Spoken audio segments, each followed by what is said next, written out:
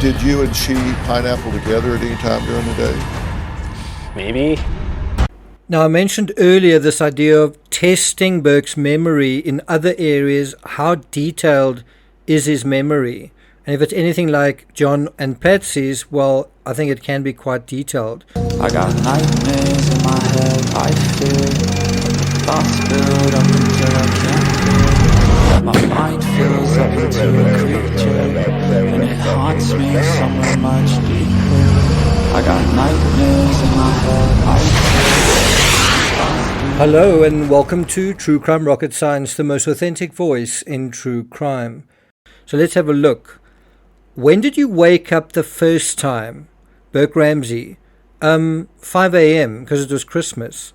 So Burke can actually remember the time, this was in 1998, the time that he woke up on Christmas. He can remember the exact time 2 years later. And what did you do? Did you wake JonBenet up?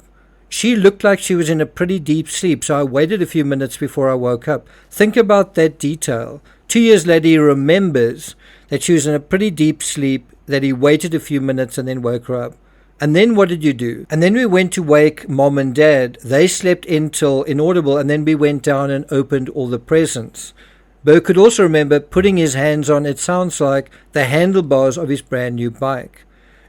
What do you remember about that morning and about the fun things that you had that you were doing that day? Burke says, I just remember first going on the bike and sitting on it. And then he mimes holding the handlebars of a bike. And again, you might say, I don't know why you're talking about the bike narrative. I don't know why. Well, Burke himself is talking about it.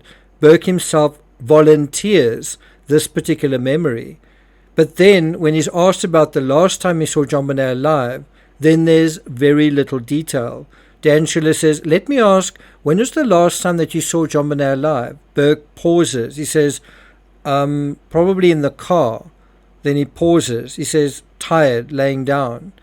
Dan Schiller, okay. Burke mumbling, that's what I remember. And then he remembers the moment his mother came into his room after she found JonBenet was gone. He describes Patsy almost mockingly as going psycho. And 20 years later, when he was on Dr. Phil, he describes this moment with a big smile on his face. Do you remember waking up that morning? Yep. The first thing I remember is my mom bursting in my room, really frantic, saying like, oh my gosh, oh my gosh, oh my gosh. Running around my room looking for JonBenet. At that point, I was awake. Why did you feel scared, when mom came rushing in? It's like I felt like something bad happened. She left and could kind of hear her freaking out. I heard mom going to the go. Did you go down and see what was going on? Stay in bed. And the next thing I remember is a police officer coming to my room and shining a flashlight. It was still dark when this happened. Yeah, I was just laying there. What time did she come in? Early, I don't remember. It was still dark, so it had to be pretty early. Did she turn on the light when she came in? I don't remember if she did or not. How long after she came in before the police officer came in? Under an hour. So she comes in, and were you asleep when she came in? Did she wake you up? She woke me up. And she's running around your room saying, oh my gosh, oh my gosh, oh my gosh. What else did she say? Did you know she was looking for JonBenet? I remember her saying, where's my baby? Where's my baby? So after she left, what did you do? I just laid there and didn't really know what else to do. It seems really odd to me that you're 9 years old and your mother comes in the room in seemingly the middle of the night because it's dark and says, where's my baby? Where's my baby? And then runs out of the room and you just lay there. Something else that I didn't note in the previous analysis is the reenactment shows Patsy opening the door, or basically going into JonBenet's room, and the room is in darkness, right? And so you could argue it was dark and Patsy opens the door. How did she know JonBenet wasn't in the room if it's dark, right? The other thing is, in police photos, the light is on in the room, and so the question is, who turned that light on? And so it's a bedside table light. There is no light at the door to turn on. So you have to go into the room to right beside JonBenet's bed to turn that light on. And what that implies, in a sense, the fact that that light, that bedside table light is on, is that if no one turned it on, then it means it was on the whole night. And if it was on the whole night, it meant JonBenet never went to bed in that bedroom, because the light was never turned off. It was never turned off because it was on the whole time. It was never turned off and it was never turned on because it was on the whole time. Now, don't forget, our mission in this particular analysis is to ask and answer the question, is Burke an important witness? Should he be an important witness? Can he be an important witness? And think about the level of detail he provides even 20 years later, when he can tell the length of time when the officer arrived. He can also tell the first time that he woke up in this version of events is that when Patsy arrived in his bedroom, kind of flustered, but doesn't actually say anything to him, and he says nothing to her. And I do think this question achieves an astonishing amount of impetus, in a sense, when you say, could Burke be an important witness?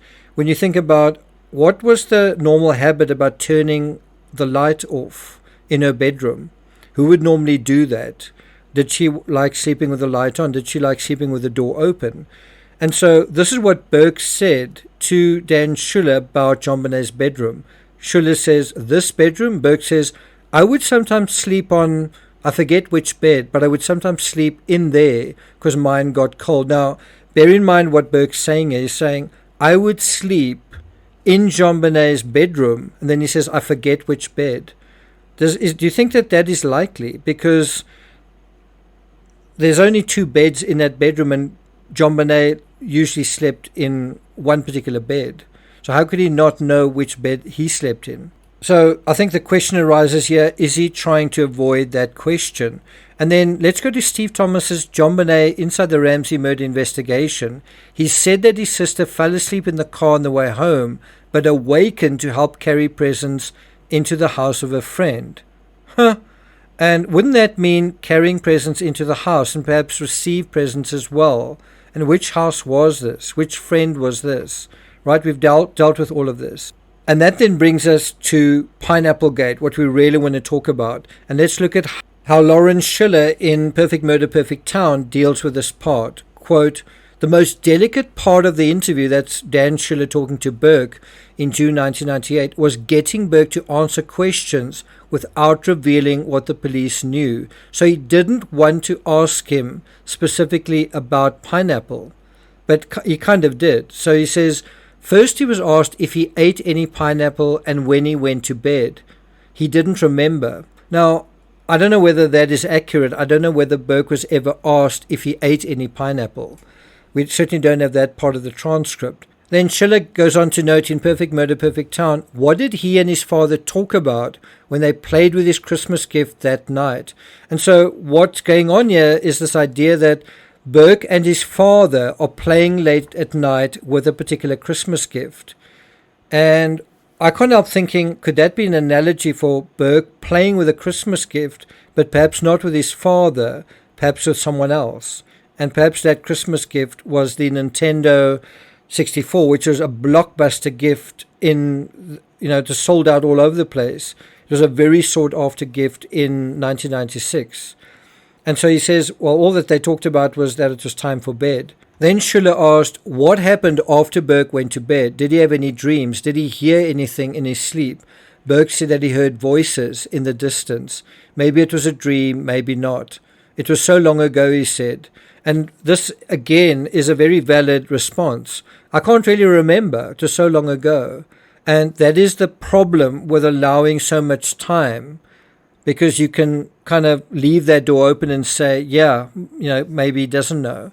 Now, of course, if the cops were trying to preserve their case, 2 weeks later when Lou Smith interviewed John, he generously gave away the farm, handing the Ramseys arguably the most inculpatory evidence on a silver platter. Lou Smith says, we don't know, the pineapple is inside her. In other words, he's talking about their autopsy evidence. So we have to figure out how that pineapple got there. So in other words, he's saying, we've got to find some kind of explanation for how that pineapple got there. Otherwise, you folks might be in some trouble. There is one way it could get there. She had to eat it at some point. John Ramsey, are you sure it was pineapple? That's also legally a very important, pertinent, and sensitive point. Lou Smith answers yes. John Ramsey, no question. Lou Smith, no question. And so Lou Smith is giving away so much evidence that they're trying not to give to Burke. Well, now they're just literally handing it over to the Ramseys. This, in a very real sense, is the strongest evidence that kind of casts doubt on the Ramsey story. You know, that JonBenet was sleeping. Of course, something else that is excluded from the grand jury comments seems to be the notion that anyone else besides John and Patsy were under suspicion. And I do think we need to deal with this. We need to deal with this from kind of a legal perspective.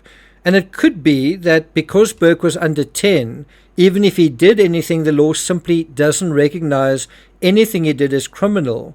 And so Burke then automatically, by default, goes completely beyond the purview of any legal investigation. He can't even be seen as a suspect. The most he can ever be seen is as an important witness. Now, on the other hand, it may be that the grand jury, while rejecting the intruder theory, which I believe was a step in the right direction, then assumed JonBenet was killed by either one of her parents. I'm not sure if that was a step in the right direction, and if that is where they were going, no wonder they couldn't make up their mind regarding the perpetrator. John or Patsy, Patsy or John, both or neither. Of course, James Kolar also investigated this case, and he made a document, he prepared a document that outlined his theoretical concept of the events that took place. I think this is from page 420. And so he expressed the following to Garnett and Beckner. He said, the theory of family involvement was supported by witness interviews, Ramsey statements, forensic findings, fingerprints, trace evidence, and I must say I find the fingerprints thing quite interesting. And then he also says, identifiable childhood pathology that explained the circumstances leading up to and surrounding the death of JonBenet. Look at those words, childhood pathology. And of course, we know what happened to James Kolar, who participated in that CBS docuseries. He was one of the many people sued as part of that series. Now, I'm not going to take it further than that, but I do want to bring up this quote from the Daily Camera. While it's not known whether investigators got what they wanted from their interview with Burke, sources have told the Daily Camera the child's parents, in other words, John and Patsy, allowed Burke to be questioned in the hope that they could avoid him appearing in front of the grand jury, right? And guess what? He was summoned by the grand jury to address them on a host of different things.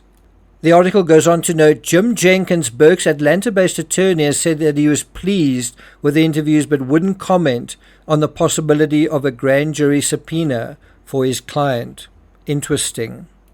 Right, so I'm not going to take it further than that. What do you think? Is Burke an important witness in this case?